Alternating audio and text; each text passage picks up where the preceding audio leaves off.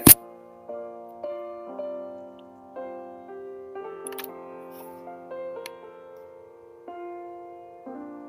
that the wilderness was not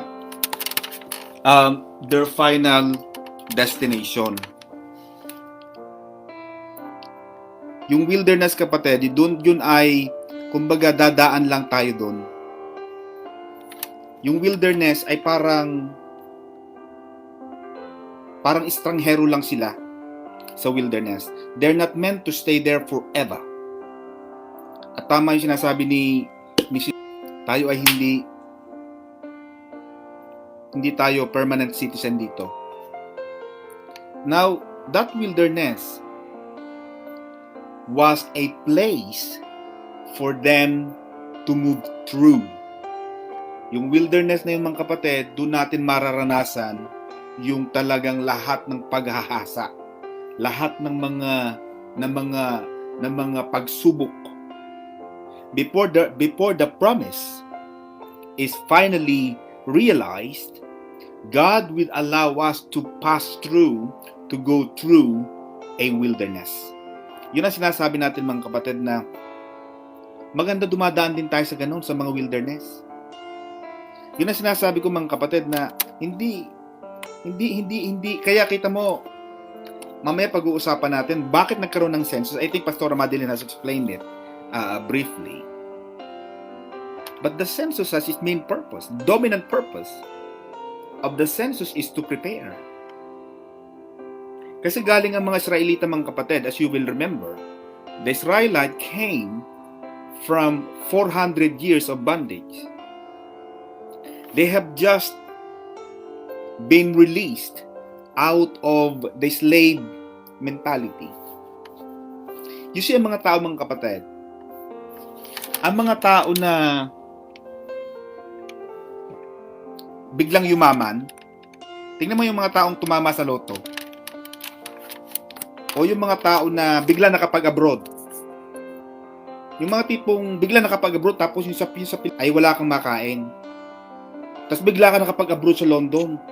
Yung mga tipong dati wala kang kinikita, yung dating wala kang makain. Alas 12 na ng tanghali, wala kang lulutuin. Tapos bigla ka nakakarating sa London, for example.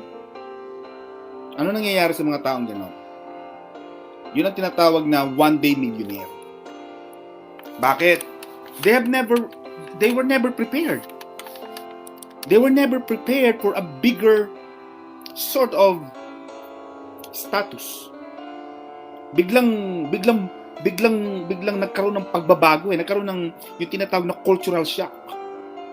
Nagkaroon ng parang, ang laki ng kita ko, kumikita ko na 100,000. Dati 1,000 lang, pahirapan. Ngayon 100,000. My God! Dito may mga taong ganon. Hindi sila handa sa buhay. Therefore, ganyan ang naging tao. Pag ganyan ang naging asal ng tao, sabi niya, kinikita niya lang daw sa quiet, 8,000 per month. O, gawin na natin 10,000. O, 15,000. Nung dumating sa London, Sister Alice, kumikita ng 100,000. Pero yung 10,000 sa London, sa quiet, kasya. Kasi ilang kabambigas na yun Diba? Napapagkasa yun. Yung 10,000. Hindi nga lang nakakapag-Jollibee, hindi nga lang nakakapag-hada-hada, hindi nga lang nakakapag-lamye-lamyerda, pero kasya. Nung nasa London na, 100,000. Kulang, hindi pa masaya. Meron naglilinis sa bahay ko. Alam, sabi niya, sir, hindi na ako nagpapadala sa Pilipinas ng box. Kasi pag nagpapadala ako, Brother Matsan, ng box sa Pilipinas, yung box ng cargo, nagpadala sang minsan, pagdating sa Pilipinas, nagbabarilan yung magkakapatid. Kasi, nagkaroon ng oh my God! What? Ang laki ng kita mo! My God! Kasi nung unang panahon, si Bishop kasi nakapag-Saudi siya noong mga 1980, 1985, 1986. Pag nagluluto na si Pastora, Sister Cecil ng spam, yung luncheon meat, oh my God! My God! Ang sarap! Kasi galing kay Bishop. Minsan, may si Pastor Saldi, kasama ni Bishop yan dati, noong 1980s plus eh. Basta may corn dip, yung may mga ganon. My God, ang sarap-sarap, pati mantika, iniinom na namin. Sa kasarapan. Totoo yan, kapatid. Naranasan nyo rin siguro yan. Yung pagpasko, doon lang kayo nakakapangain ng mansanas. Ang bango-bango ng mansanas. Kaya yung mga mahihirap, na biglang yumaman, yung walang preparation, Sister Arlene, ang daling mabangkarote niyan. Bakit? O yung mga bata na hindi alam magtrabaho, yung walang alam sa buhay, tapos biglang, bigay ka lang ng bigay, sige lang anak, sige lang, anong gusto mo? Kuhanan mo lahat, ang gusto mo, biling ko lahat yan. Hindi nila alam ang buhay eh. Therefore, they never understood, they never appreciate the value of money. Kaya yung mga sa Pilipinas, tingnan mo yung pinag-aralan ng Ibon International ng University of the Philippines. Ano sabi nila? They found out, Sister Arlene, na nagtuturo sa mga Pilipino ng katamaran ay ang mga OFW. Yun ang sabi ng UP, hindi ako. Tama, hanapin mo ang Ibon International, University of the Philippines. Ang nagtuturo ng katamaran sa mga Pilipino ay ang mga OFW. Bakit? Bakit pa nga naman ako magtatrabaho? Eh, buwan-buwan, may dumarating naman sa akin. Hindi sila prepared eh. They never understood. Hindi na ako magtatrabaho kasi dito lang ako sa bahay. Sarap manood ng Wawawi. Ang sarap manood ng TV. Ang sarap naka-aircon. Bakit pa ako magtatrabaho? They never were prepared. Kaya ang gusto ng Panginoon is to prepare the Israelite. Of course, God was really directing His instruction direct. Babasa tayo ng Bible eh. Ang binabasa natin, kumbaga ito sa civil law, sa civil litigation, hearsay. Ibig sabihin ng hearsay, it is being repeated outside of the court. Hindi talaga yung first hand na instruction from God. Eh, noong unang panahon, Diyos mismo nagsasalita kay Moises. Moises, ganito ang gagawin mo. Aaron, ganito ang gagawin mo. Mga Israelita, pag hindi nyo tinuwa, papatayin ko kayo. Diyos ang kausap nila. Direct communication from God. Nanggagaling sa langit ang boses. Pero pag ang tao, mga kapatid, ay hindi nakahanda, hindi nakapaghanda, pwedeng ibigay na ng Diyos ang promise lang kagad. Bakit ko papahihirapan itong mga to? Why do they need to travel for 40 years? I promised them anyway. Why do have, parang yung mga anak natin, di ba? Mami, bibigay mo rin lang naman sa akin yan eh. Ba't pinapahirapan mo pa ako? Akin na. Hindi ng point. Pag hindi natuto ang mga bata, Sister Flor, ng yung init ng buhay, hindi nila ma-appreciate ang naranasan mo eh. Kaya kita mo minsan sa mga anak natin, papaliwanag mo, alam mo mga anak, nung bata kami, hindi namin naranasan yung naranasan mo eh. Sabi ko nga, hindi sila handa eh. Yun ang dahilan, Sister, why there was a census to prepare, to organize, to make the Israelites in order according to the tribe. Like Judah, ang kanyang banner na dala, yung kanyang watawat, lion. Diba? Kaya meron tayong kanta na, You are the lion in the tribe of Judah. Diba may kanta tayong ganon? Because yung kanilang banner, kapatid, bawat banner nila, it signifies, it symbolizes God. Yung lion na yun, the king of the prey, is the king of the jungle. He's the king. Inihahanda ng Panginoon, mga kapatid, ang lahat ng bagay for the next stage. Because ang pinakamahirap sa tao, yung bigla kang mayaman, yung biglang nagbago, yung biglang, pwede pala eh. Pwede pala akong ganito. Eh, hindi ka handa. Hindi mo alam ang gagawin. Ang dami mong pera. Kaya kita mo yung ang dami-dami mga artista, mga celebrity, di ba? Basketball player, NBA player, PBA, artista, celebrity. Yung na-interview dati sa unang hirit, few months ago yata yun, Yung gwapong artista na naging pulis sa Canada. Napanood niyo yun? Oh. Celebrity siya eh. Eh hindi nakapaghanda.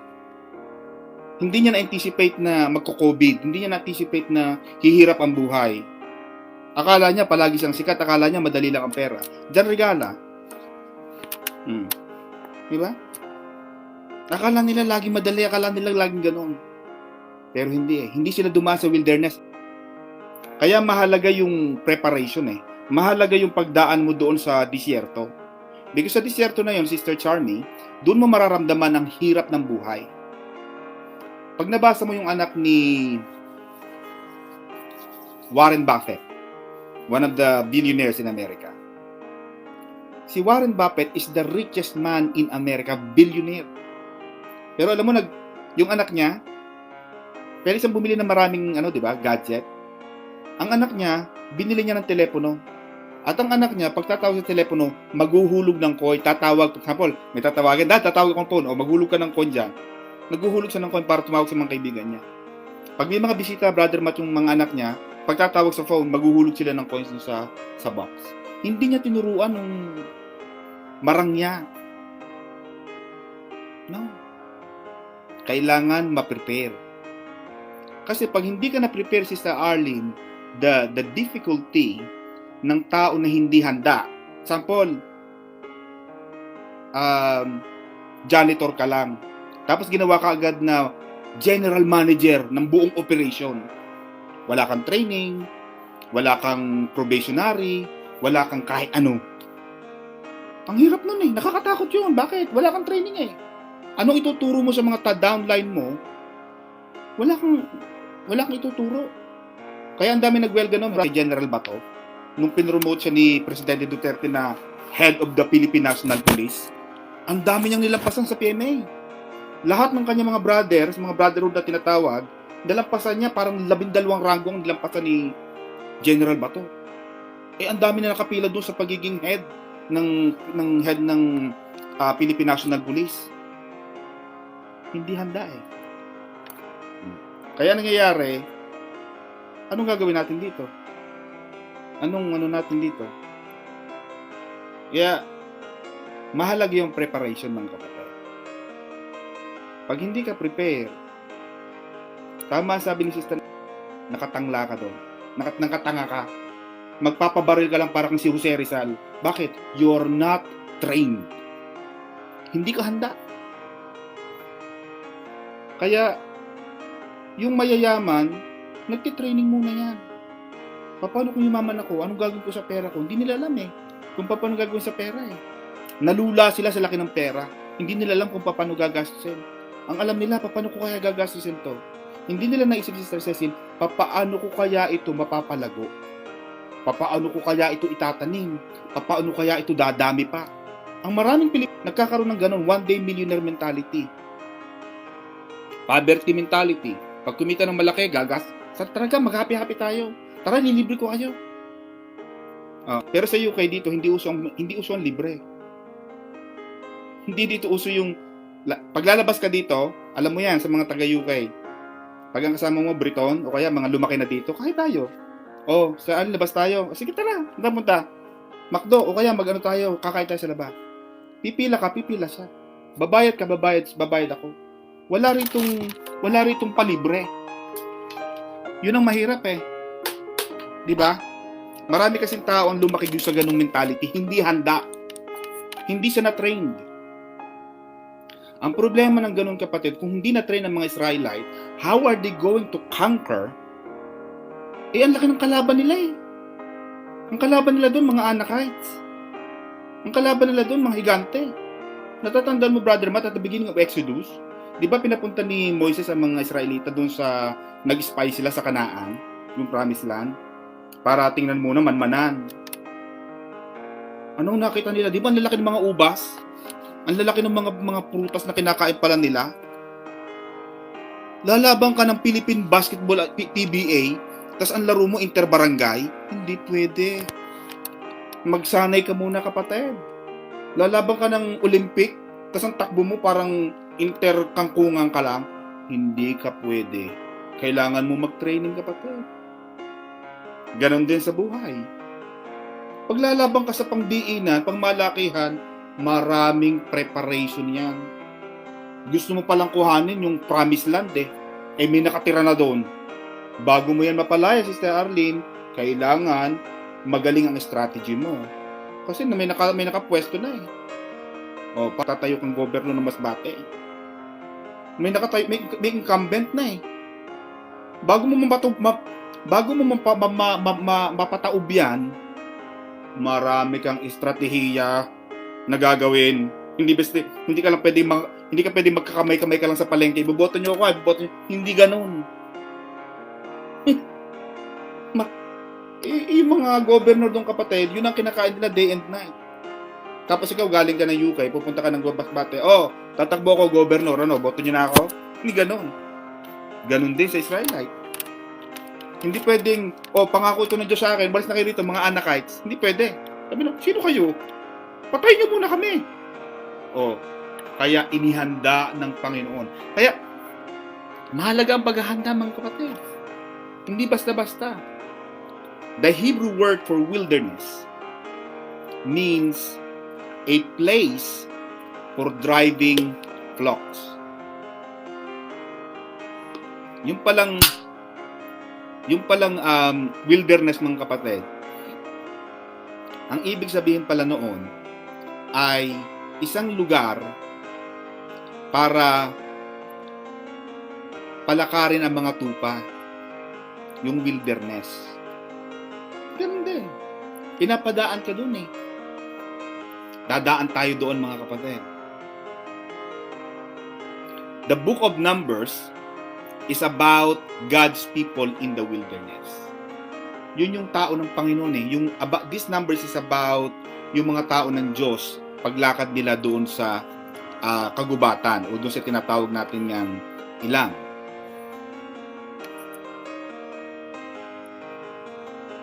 Nakakatuwa ito, mga kapatid Promised land are very different from slave people. Yung mga tao sa promised land, sabi ko nga, mga nakatira na yun doon matagal na sila doon Kumbaga sanay na sila sa takbo ng buhay. Palalayasin mo, sabi ng Panginoon, I will give you promised land, pero may nakatira na doon. Hindi naman ibinigay ng Panginoon sa kanila na empty yun Kaya nagkaroon ng census para malaman natin ilan ba ang pwedeng lumaban sa gera. Kasi lalabanan natin mga higante.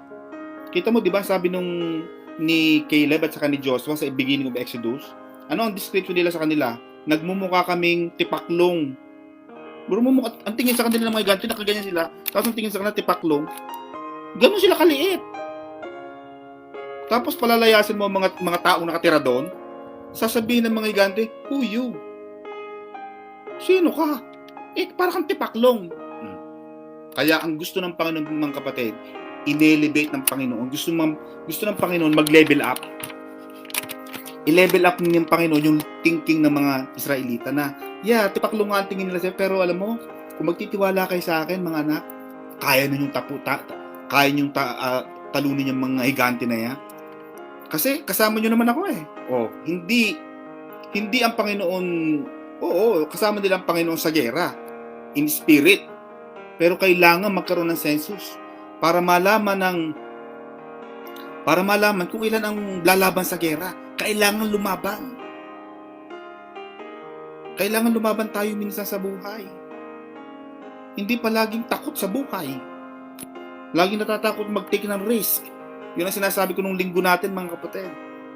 Kailangan ihagis natin yung ating mga lambat.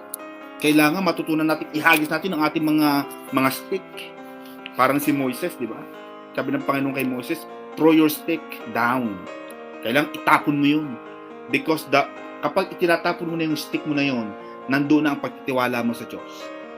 Ganon din ang paglakad ng mga Israelita, mga kapatid, dito sa ilang. Ibang mentalidad ng mga kaya iba ang mentalidad ng mga Israelita noon. Kasi out of 40 years nila naglalakbay outside Egypt to the Promised Land, Sister Christy, 38 years sila dito sa Book of Numbers natin, 38 years sila dito sa book na ito. Ibig sabihin, 38 years sila naglalakad. Siguro yung 2 years, siguro pahinga lang yun. Siguro. Pero kailangan nating lumakad doon eh. Iba kasi ang mentalidad ng mga galing sa hirap. Yung mga galing sa pagkabihag. Pero sabi ng Panginoon, kailangan magkaroon ng mind setting. Okay, magbibilang tayo. Now, nandito na tayo mga kapatid sa pagbibilang. Ang sabi ng Panginoon kay Moises, as Moses met with the Lord in the tabernacle, God commanded him to take a census of the congregation of the children of Israel, but only counting all who are able to go to war. Ang bibilangin lang, mga kapatid, ay yung mga pwedeng lumaban sa gera. Gera to kapatid eh. War. Hindi basta yung gusto mo na magandang buhay tapos ang takbo mo parang hindi pwede. If you want to change your life, your attitude, your approach must be different from where you were. Hindi pwedeng pareho lang ang takbo mo. Gusto mo pala ng mas malaking promised land eh. Kailangan iba ang tikas. Gusto mo pala mas magandang, mas malaking bahay. Nakatira ka sa bahay kubo, aba hindi pwedeng ganun pa rin. Kailangan mas mataas o mas mabilis, mas maganda, mas epektibo ang iyong pamamaraan. Kasi mas mataas ang pangarap mo eh. Gusto mo ng mas malaking bahay, tapos ang financial attitude mo ganun pa rin. Hindi ka nakakaipon. Paano ka makakabili ng bahay? Kailangan iba. Hindi. 2021 magsisimula na ako mag-ipon. Kasi for the many years, wala akong naipon eh. Nalala mo yung kapatid.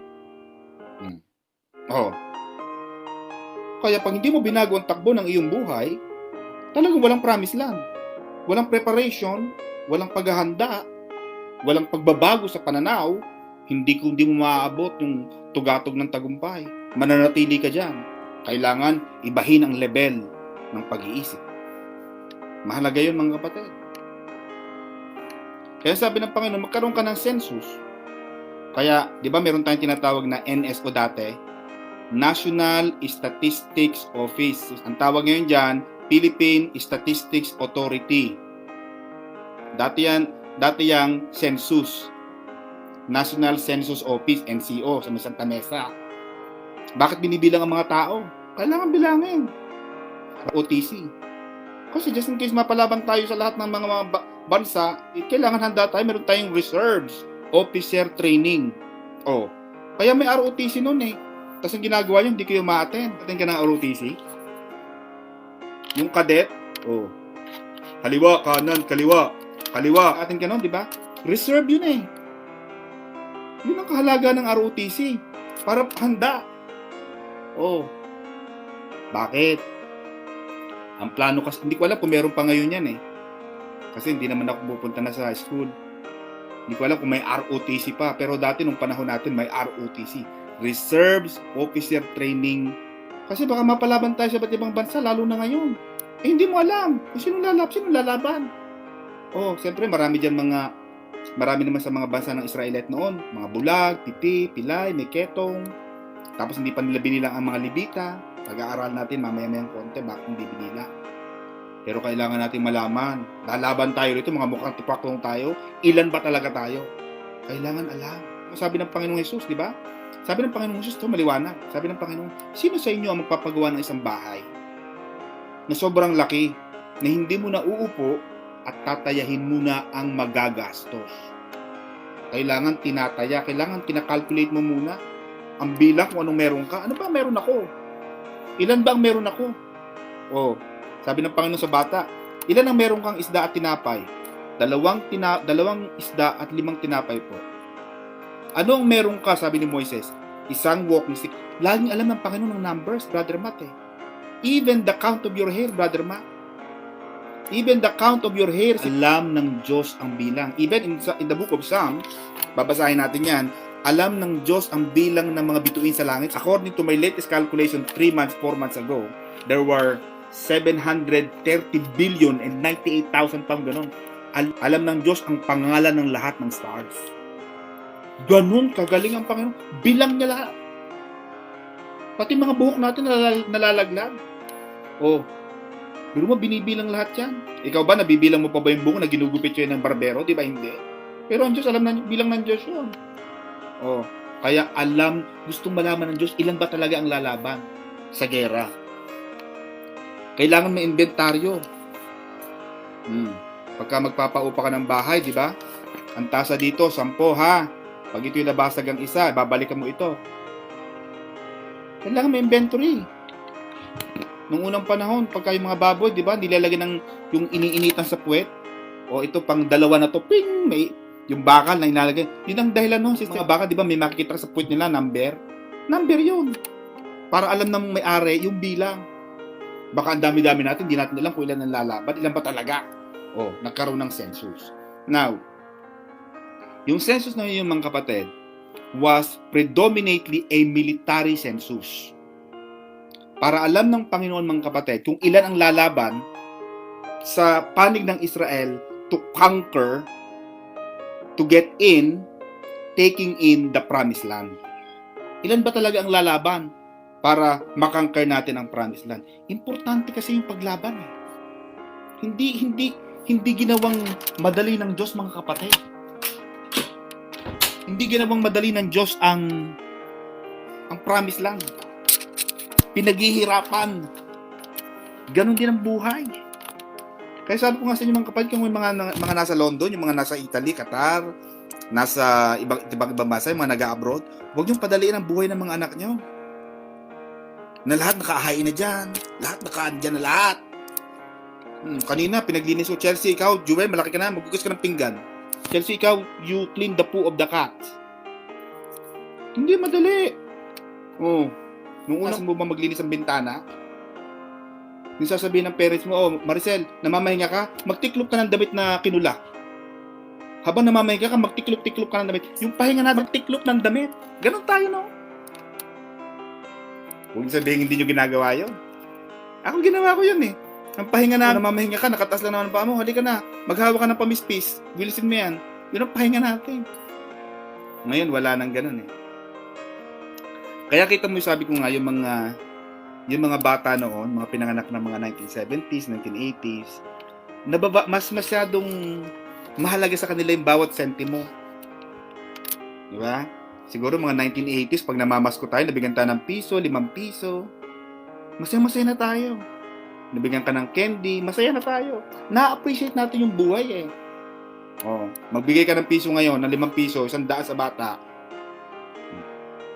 babalik na sa'yo. Sa inyo na lang ho yan. Abuli ko na lang sa inyo. Hindi nila tinatanggap because they no longer appreciate. Paghahanda kasi yun eh.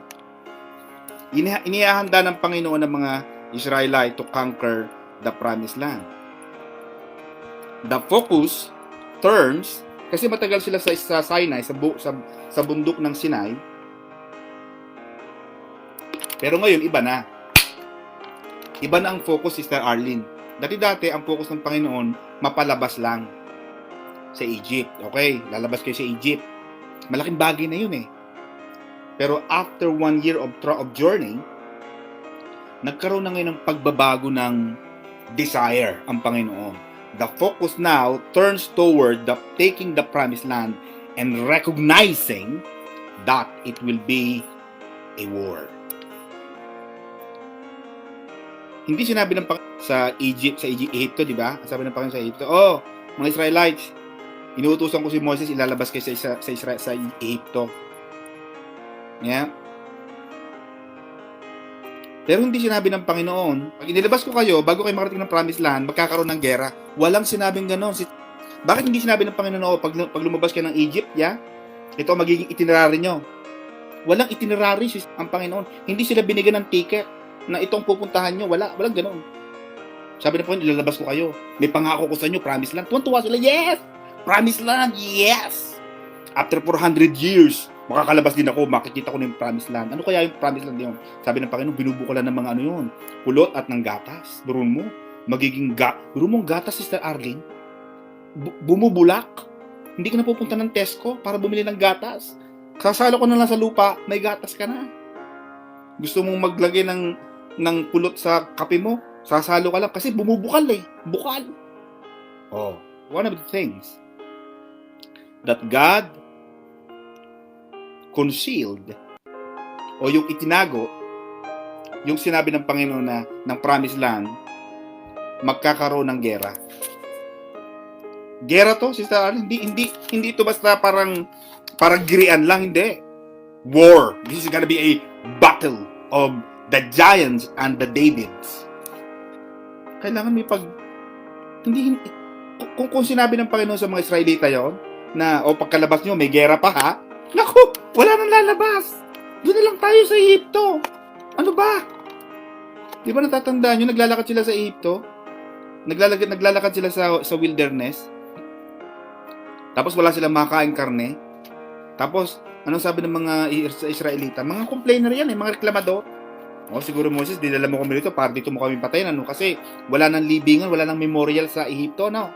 Dito mo dala kami papatay. Kasi dito sa disyerto, wala nang malawak ang lupa. Siguro, dinala mo kami dito para patayin na lang kami lahat.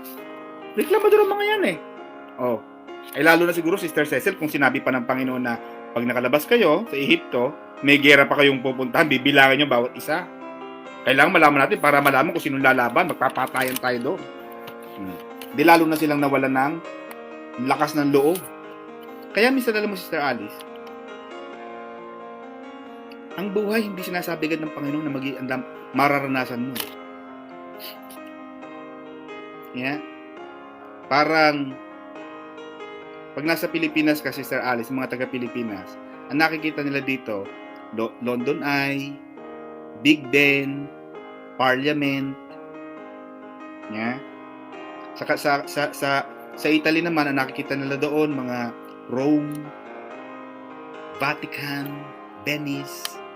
Sa Qatar naman, para mga Corniche, yan, mga Bellagio, yan. Diba? Pero hindi nila nakikita yung buhay natin dito. Hindi nila na-appreciate na, yung Big Ben na yan, maganda yan. Pero alam mo, sa loob ng 5 taon, hindi ako nakakapunta dyan.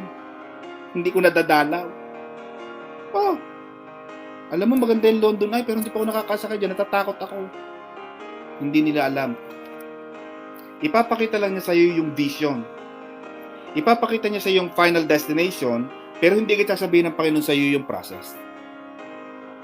God will have the privilege and the prerogative to conceal yung process. Hindi sasabihin sa'yo ng Panginoon yun. Ito ang buhay mo, Cecil. Kasi nakasulat na yung buhay ni Cecilia Kuwanag sa aklat ng buhay. Alam na ng Panginoon yung lahat Pero sasabihin ng Panginoon, Cecil, ikaw, ganito ang buhay mo. I have a plan for you. Plans to give you up and a better future. Pero hindi sasabihin ng Panginoon sa'yo na marami kang pagdadaanan ng hirap. Marami kang pagdadaanan ng hirap. Hindi sasabihin ng Panginoon sa'yo yun. Itatago yun ng Panginoon. At bago mo marating yung promised land, Arlene, bago ka makabili ng 1 hektaryang lupa, bago ka makabili ng 30 hektaryang lupa sa Masbate, kailangan mong magtrabaho sa Kuwait, kailangan mong makakita, kailangan mong gumawa ng ganito para makapanatili sa London. Pero sa pagsunod mong yun, Sister Arlene, habang lumalakad ka doon sa ilang, sa wilderness, sa gubat, doon mo makikita ang provision ng Panginoon. Doon mo makikita ang paggabay ng Diyos. Doon mo lalo ma-appreciate na, kahit pala naghihirap ako, kasama ko pa rin ng Diyos. Hindi mo maranasan minsan kasi hindi natin nararamdaman na kasama natin ng Diyos pag maganda ang buhay natin Ikaw ba, pag maganda ang buhay mo, naalala mo ang Diyos? Di ba very rare? So, sarap ng buhay. Pero mas nararamdaman mo ang pagmamahal ng Diyos. Mas nararamdaman mo ang pag-ibig ng Panginoon. Mas nararamdaman mo malapit ka sa Diyos kapag dumadaan ka sa mga pagsubok. Pag dumadaan ka sa gubat, yung walang-wala ka na, yung wala kang mainom, yung bihag ka ng 400 taon, yung wala kang mainom na yung river nga tinawag nilang Mara dahil sa pait ng tubig. Pero nung sinabi ng Panginoon kay Moises, ihampas mo ang iyong pamalo sa bato at maglalabas ako ng tubig. Kaya doon sa paglabas ng tubig na yun, doon idineklara ni Elohim, Jehovah, that I am the God that healeth thee. Doon ipinakilala ng Diyos ang kanyang katangian. Mapapansin mo yung mga sa mga kadiliman ng buhay, nung lumakad, nung inutusan ng Panginoon ng mga disipulo niya na magpunta kayo doon sa kabilang ibayo. Habang naglalakbay sila sa kadiliman sa lalim ng gabi, sa laot. Sa kadilimang yun, may isang aninong dumating doon. Akala ng mga alagad ay multo. Multo, multo, multo. Anong sabi ng Panginoon? Huwag kayong matakot. Ako ito. Doon pumapasok ang Panginoon sa panahon ng kadiliman. Hindi siya nagpapakita sa liwanag. May nakita ka ba sa Bible na yung masayang-masaya tapos nandun ang Diyos? Wala. Makikita mo palagi ang Diyos. Pag tinignan mo ang buhay ni Shadrach, Meshach, and Abednego. Di ba? Yung hari nakatingin. Di ba sabi nung hari, di ba tatlo lang pinasok natin sa urno? Akala ko tatlo lang. Bakit parang nakikita ko dito sa aking dungeon dito, sa aking telescope, parang 4. At yung pang-4, parang Diyos. Inutusan ng hari na palabasin si Shadrach, Meshach, at Abednego, at saka yung pang-4. Hinita nung hari yung pang-4. Walang lumabas. Kasi kasama mo ang Diyos, kapatid, sa panahon ng init ng buhay. Kaya, huwag kang matakot. Inihahanda tayo ng Panginoon sa isang malaking pakikipaglaban. At pag inihahanda ka na ng Panginoon, mga kapatid, tandaan mo na ito ay magiging gera ng buhay. Pero kahit maging gera ng buhay ang kapatid, tandaan mo na kasama mo ang Diyos. At pag kasama mo ang Panginoon, wala kang dapat ikatakot. Dahil sabi ng Panginoon, I shall be with you. In fact, pag binasa mo yung panabasa natin dito, mga kapatid, yung Manase, pero sinasabi rito, mga kapatid, na matatandaan din natin, mga kapatid, na noong si Gideon ay inutusan ng Panginoon na maging judge, maging hukom. Kaya meron tayong bahagi ng Biblia natin, ang pangalan Judges, o yung hukom, yung mga hurado. Si Gideon, Sister Arlene, ay tinawag ng Panginoon na, "Oh, mighty man and valor." Isa kang blessed and favored by God. Ano sabi ni Gideon? Ha? Ako? Sabi niya, baka nagkakamali ka niyo. Galing ako sa lipi ni Manase. Sabi niya, di ba? Hindi pa natin ito nadadaanan kasi in the future pa to eh. But I just want to remind you that Manase is the smallest tribe. Sabi ni Gideon, ako? Yung pamilya ko mahirap lang. Wala naman kami sinabi. Wala kami mga influensya. Bakit ako? Sabi ng Panginoon, ikaw nga ang pinili ko. Magpakatapang ka. Kaya makikita mo, mga kapatid, ang daming ginagawa ng Panginoon dito eh. Dito sa genealogy na to. Maraming mga itinuturo ang Panginoon. Bagamat ito ay puro numbers. Now going to the last 10 minutes, mga kapatid. The special case of the tribe of Levi. Ito yung mga Levita. Hindi ko alam, mga kapatid, kung kayo ay nakapaglaro na ng tibig o yung sikyo. Paul, may dalawang opponent na ito opponent A, ito opponent B. Sa bawat opponent na yun, sample, may 5 manlalaro yan. Ang key, Brother Matt, is itong si A or si B, kailangan makapunta sa doon sa bahay ni A or ni B. Kung sino unang makapasok sa bahay ng isa't isa nang hindi natatampe, na hindi natatouch, siya ang mananalo. Yung tibig, yung patintero, Brother, tapos bawal kang, bago ka makapunta doon sa kabilang line, kailangan matouch ka eh. Alam ko yung patintero na yun. Pero sa Batangas ka pa rin, may laro kami doon na sikyo. Yung sikyo na yun, ang key ay walang makapunta sa bahay mo. Dapat laging may tao, Sister Christy. Pag yung tao sa bahay na yun, Sister Christy, siyempre minsan, kakagulo na eh. Yung tao sa bahay na alis, tatampiin di o kaya tatas niya rin yung papalapit. May isang nakapuga doon, nakakapunta sa bahay kasi wala nang tao sa bahay. Nakukuha niyo ba, mga kapatid? Score na yon. Kaya, yung dahilan Bakit hindi kailangang bilangin o isama sa gera ang taong bahay? Kasi mga Levita, kailangan nagpipray. Habang lumalaban ng mga Israelita sa gera, kapatid, kailangan isang nananalangin. Alam niyo ba mga kapatid, nasabi ko nga ito sa inyo mga kapatid, hindi ko alam kung ito kayo naniniwala dito. Yung mga naaabot natin ngayon, hindi mo maaabot yan, Sister Arlene Eliza, kung walang mga taong nananalangin para sa iyo. Naniniwala ba kayo dyan mga kapatid? Hindi mo maaabot yan. Kahit anong galing mo, sister, at walang, kaya mahalaga ang bisa ng panalangin. Mahalaga ang bisa ng panalangin. Na bawat sa pagtaas ng inyong mga kamay, mga kapatid, may kapangyarihang lumalabas dyan.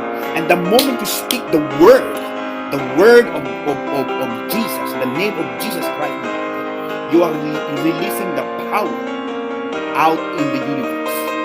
At yung kapangyarihan yung kapatid ay magaganap, magkakaroon ng kaganapan sa mga taong iyong ipinapanalangin. Napakabisa niya. Ang mga Levita na ipanlaban mo pa sa gera, huwag mong bibilangin. Bakit? Kasi taong bahay mo yan eh. Eh paano kung wala na tayong tao sa bahay? Eh di man kalaban, nagpuntahan na dyan. Eh ang uso noon, pag napuntahan na yung bahay mo, sila na panalo eh. Conquered na nila, nakumpog na nila ang buong kaharian. Naalala mo minsan na si David ay galing sa isang pakikipagdigma, tapos pagbalik nila, yung kanilang mga bahay is nasunog ng kalaban ng mga Moabita. Di ba hinanap nila yon? Ganun nangyari yun. Kaya hindi ibinibilang. Mahalaga mga kapatid na lagi may taong bahay. Kahit kayo sa mga pera nyo, sa mga wallet nyo, hindi ko alam kung naniniwala kayo rito mga kapatid. Yung mga wallet, ang turo ni Pastora o mga anak, pag may wallet kayo, huwag mo daw pawawalaan ng taong bahay. Yung pera mo, yung wallet mo, kahit 1 peso, 2 pesos, huwag mo uubusan. Yung inyong bank account, di ba minsan nag-withdraw ka, magkano ang balansin mo? 123 pesos. Oh, kuhanin mo na lahat! Lahat! Ipina-withdraw mo na. Wala ka nang itinarang kahit na isang 5 duling. Said na said. Yung bigas, huwag mong itataktak na gano'n, talagang pati yung mga latak ay nalaglag na. Wag. Parang yung mga kumakain, brother, minsan, ang kinakain lang nila kalahati. Laging sa pagkain, laging may tirang kalahati. Mahalaga mga kapatid, na laging may nananalangin sa atin. Mahalaga na laging may taong bahay. Pag aalis ka, may malalaki kang pakikipaglaban. Dapat, especially sa malalaki ha, especially sa malalaki, ipaalam mo yan sa maraming nananalangin. Sapagkat yung bisa ng panalangin mga kapatid, yung kapangyarihan ng pagkakaisa, yung the power of unity, napakahalaga niyan. Kaya wag mong underestimate yan, wag mong mamaliitin yung, ay, prayer lang naman yan, you know. There is power in prayer. Sabi ng Panginoon, sister, sa inyo ang nagkakatipon sa aking pangalan, 2 o 3 sa aking pangalan, ako ay nasa kanilang kalagitnaan. Nandoon palagi ang Panginoon. Kaya hindi isinalin ng Panginoon sa bilang ang mga Levita. Kasi they are consecrated to become the priest. Na habang sila'y nakikipaglaban ng mga Israelite, nakataas ang kanilang mga kamay sa Panginoon. Naalala ninyo mga kapatid nung tayo nagbabasa na habang nakataas lagi ang kamay ni Moises, si Aaron at saka si Hur, di ba tinataas lagi din ang kamay ni Moises? Habang nakataas ang kamay ni Moises, laging nagtatagumpay ang mga Israelite sa laban. Sa bawat panalangin mga kapatid, lagi kang magtatagumpay dahil may taong nananalangin, taong bahay. Oh, ito ang mga kapatid, aalis ako. Oh, mami, daddy, aalis ako ha. Ipag-pray mo naman ako. Ipag-pray mo naman ako. Napakahalaga niya. Kaya kung kayo may mga panalangin mga kapatid, huwag kayong mahihiya. Meron tayong mga pastoral staff na handa kayong ipanalangin mga kapatid. Maaaring may mga peligro. Maaaring may mga sakuna. Maaaring may mga trouble ang nag-aabang na sa atin. But because of the power of prayer, doon sa kapangyarihan ng panalangin, stop ng Panginoon ang lahat ng mga pwedeng maganap sa ating buhay. Pwede yun eh. Pwedeng maganap, maraming pwedeng mangyari eh. Kaya wag mo kaya pag may Sister Allen nagtatawag, sino pong may patotoo? Walang natayo. Walang tumatayo. Dapat sa atin nag-uunahan tayo. Ako. Hindi pa ako nahuhuli. Aba, malaking bagay, kapatid. Malaking bagay ang ginagawa ng Diyos. Bakit? Maraming nahuhuli. Maraming nagkaka-COVID. Tayo ba may COVID? Kita mo, inabot na tayo ngayon, mga kapatid. Meron na tayong vaccination.